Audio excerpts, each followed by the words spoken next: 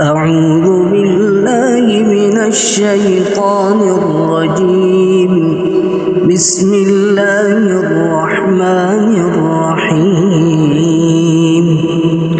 هل أتاك حديث الغاشية؟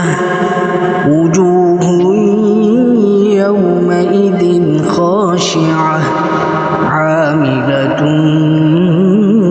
ناصبة تصلى نارا حامية تسقى من عين آنية ليس لهم طعام إلا من ضريع لا يسمن ولا يغني من جوع وجوه يومئذ ناعمة لسعيها راضية في جنة عالية لا تسمع فيها لاغية فيها عين جارية فيها سرر مرفوعة وأكواب موضوعة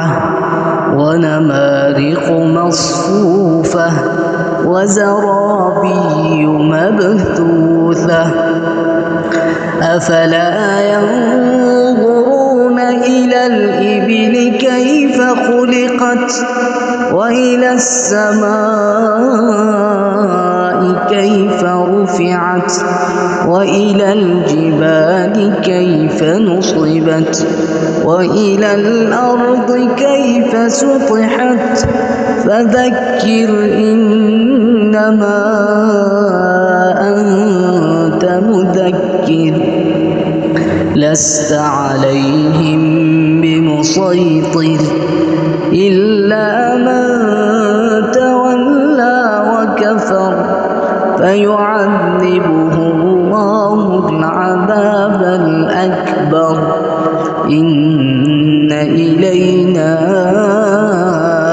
إيابهم ثم إن علينا حسابهم صدق الله العظيم.